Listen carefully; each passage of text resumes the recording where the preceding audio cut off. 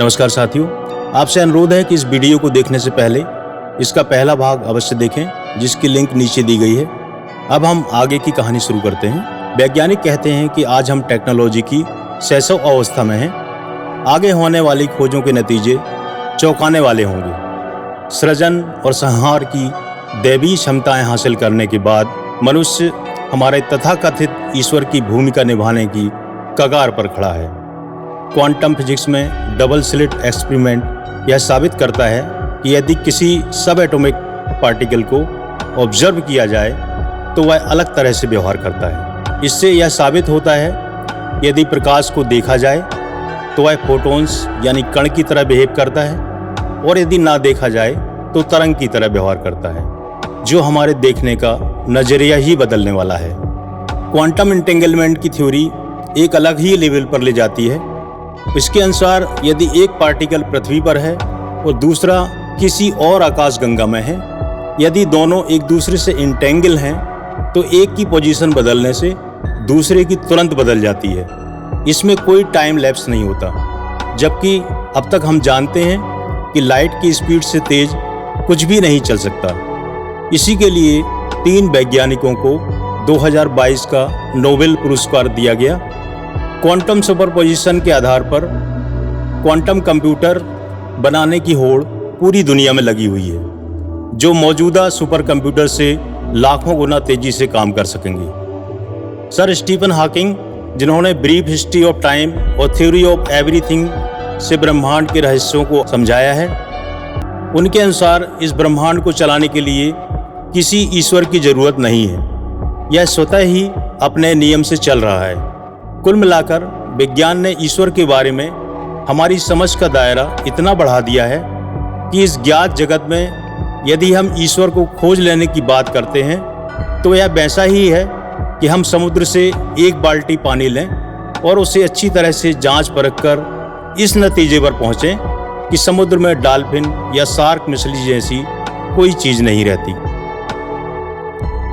जब तक हम ब्रह्मांड को पूरी तरह नहीं जान पाते तब तक ईश्वर को भी नहीं जाना जा सकता। आज का तो यही परम सत्य है और हमें इसी के साथ जीना होगा। लेकिन मनुष्यों द्वारा बनाए गए अलग अलग ईश्वर के इस अस्तित्व पर जरूर प्रश्न लगता है। यदि कोई परम सत्ता है तो वह एक ही होना चाहिए। लेकिन जैसे हमारे रंग, रूप और भाषाएं थीं, हमने ईश्वर को भी अपने जैसा ही इजाद कर लिया। यह बात तर्क की कसौटी पर खरी नहीं उतरती। फिर दुनिया भर के तर्कवादियों ने और दार्शनिकों ने ईश्वर की कई व्याख्याएं दी, जिसमें इमैनुअल कांट, प्लेटो, अरस्तु, डेकार्ट, स्पिनोजा के तर्क अद्वितीय हैं। फ्रायड तो आधुनिक मनोविज्ञान को नेक्स्ट लेवल पर ही ले गए, जिसमें मानव व्यवहार को समझने का सटीक विश्लेषण है। हमारे देश में भी संत ज्ञानेश्वर, तुकाराम, पेरियार, ज्योतिबा फुले, बाबा साहब अम्बेडकर जैसे तर्कवादियों ने समाज को नई दिशा दिखाई, और ओशो जैसे विवादित दार्शनिकों ने भी पाखंडवाद और अंधविश्वास की जड़ें हिला दी। सबसे ज़्यादा हमें भगवान की याद तभी आती है जब हम किसी अवसाद में होते हैं, जैसे हमारे किसी अपने का जाने का गम, शारीरिक क्षति, आर्थिक या सामाजिक हानि। जब हमें इनके उत्तर खोजने से भी नहीं मिलते तो हमें लगता है मैंने तो ऐसा कोई गलत काम नहीं किया, फिर मेरे साथ ही ऐसा क्यों हो रहा है। तब हम ईश्वर की तरफ देखते हैं। यह ठीक हमारी वही मनस्थिति है कि जब हम आज से 70,000 वर्ष पहले प्रकृति के नियमों को नहीं समझ पा रहे थे तो आसमान की तरफ देखते थे। तब बिजली की चमक हमें एहसास दिलाती थी कि कोई तो है जो हमें चला रहा है, जो बहुत शक्तिशाली है। प्रकृति के इन रहस्यों को तो विज्ञान ने जान लिया और हम इनसे आज़ाद भी हो गए। लेकिन अब हमने अपने मन और विचारों का ही एक ऐसा संसार रच लिया है जिसमें होने वाले किसी भी कंपन से हम विचलित हो जाते हैं। हम यह भूल ही जाते हैं कि यह संसार हमारे मन का ही प्रक्षेपण है, और मन का स्वभाव ऐसा है कि पर्दे पर चल रहे किसी इमोशनल सीन को देखकर भी हमें रुला देता है। यदि आज आपकी कोई लॉटरी लग जाए तो यह संसार तो वही रहेगा, लेकिन आपका संसार बदल जाएगा। हमें ऐसा लगता है कि कोई ईश्वर है जो हमारी फिक्र करता होगा, तो यह एक कड़वा सच है कि इस पृथ्वी को कोई फर्क नहीं पड़ता उस पर डायनासोर रहें या इंसान, और इस ब्रह्मांड को भी कोई फर्क नहीं पड़ता ये पृथ्वी धूल में मिल जाए अभी के अभी। जब भूकंप आते हैं, सुनामी आती है, कितना जीवन एक साथ मिट जाता है, किससे परवाह है। और हमें लगता है हमने जीवन लगा दिया इस संसार को बनाने में, धन को कमाने में, पद को सजाने में। कोई तो इसका हिसाब रखता होगा। जब हम अपने निजी संसार को इतना महत्व देते हैं तो हमें अपने मन को ही समझने की जरूरत है, जिसने इसे बनाया है। ईश्वर को तो हम जबरदस्ती ही बीच में ला रहे हैं। ईश्वर की छवि को और साफ देखने के लिए हमें मानव जीवन की कहानी को एक बार फिर रिमाइंड करना होगा।